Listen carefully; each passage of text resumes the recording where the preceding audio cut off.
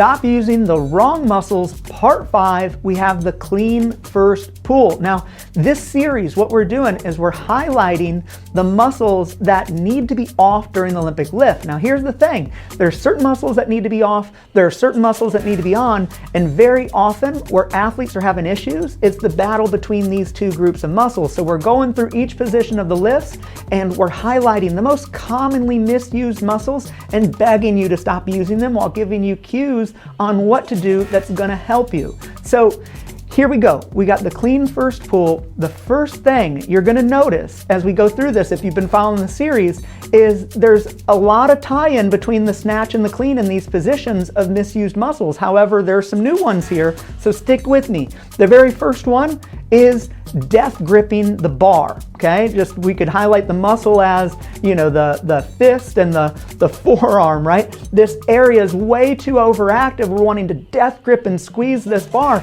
Remember, a contracted muscle cannot contract again. We need to stay long. We need to stay relaxed in the arm, and that's why we use the hook grip. So if you're death gripping the bar, squeezing it way too hard, you need to get better at your hook grip and hold on to that bar with the least amount of force possible, and you're really holding the bar in the back, in the lat per se, versus in the arms and in the fist. So if you're death gripping the bar, please stop. Please stop. I get it. There's a ton of aggression and bulging biceps and forearms, all of it. That looks cool, but it doesn't look cool when the lift looks shitty. So please stop death gripping the bar and tune in your hook grip. Hey, just a quick interruption. I want to tell you guys about the Sustainable Lifting Method, our new online program coming up. Now, here's the thing. With Project Lift, over the last 6 years, I've worked with a lot of athletes who come in and they're stuck. I call it the messy middle. You've been doing this for 1 to 5 years, and you just don't know what you don't know. You're not making any more progress,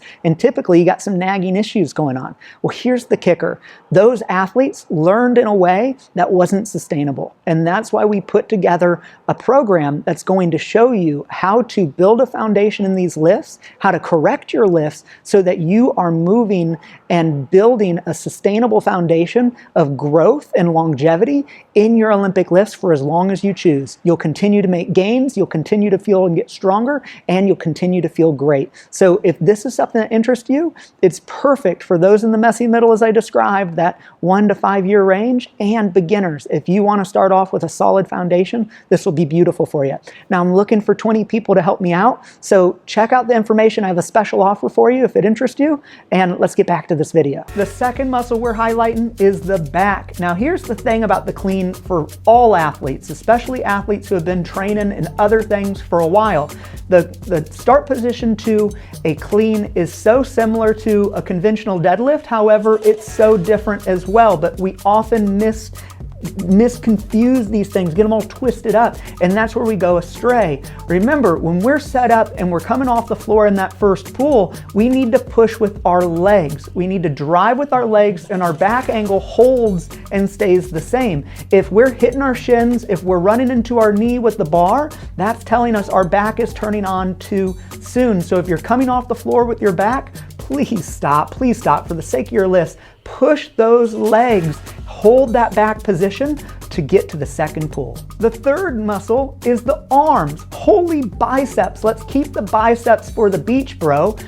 Just keep the arms long. The arms need to stay long. As you're coming off the floor in that first pull with the clean, you need to keep your arms long. Like I said earlier around the grip, we're holding that weight in our lat versus our arms or our grip. Our arms are staying nice and long, and this is setting us up for when we get to the hip, a lot more explosion. So if you're getting into your arms off the floor, getting that arm bend and all that silliness, please stop it. Please stop it. Stay long, drive with the legs. You're gonna be happy. The fourth muscle is the traps. Keep the traps long, just like I talked about the arms. If you're starting to get shrugged up into the traps, it's really showing you're weak in other areas, specifically holding that bar with your lats, keeping yourself nice and long, or you're just getting yourself amped up and trying to come off the way too aggressive. That's hurting you. So keep yourself long. Long traps, long arms, drive with your legs, you're gonna be very happy you did. And the final muscle I'm highlighting that needs to be off during your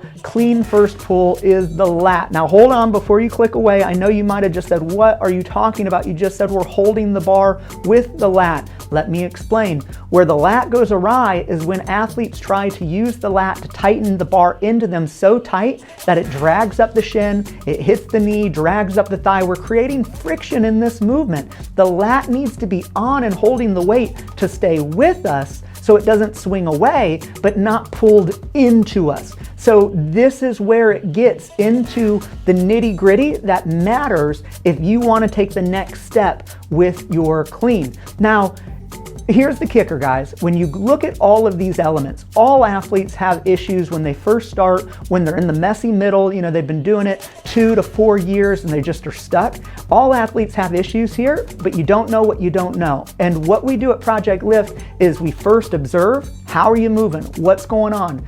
We see these issues happening, we have a discussion. That's step 2. Do you know you're doing this? Have you been cued to doing this? Did you learn this somewhere, or is this just happening without thought? And 3, we put in the drills and the focus that needs to happen to be able to make the corrections. That's the process. And if you're alone on this, trying to figure it out on your own, and this is important to you, I implore you, hit this discovery call button, get yourself some support. We're gonna get on a call, we're gonna talk about your goals, we're gonna look at where you wanna go, where you've been, and we're gonna lay out a plan of how we could support you to get there. So since this video's helped you and you've made it this far, smash that thumbs up button, pay it forward, send it to a friend it could help, and subscribe because part 6 is coming next week.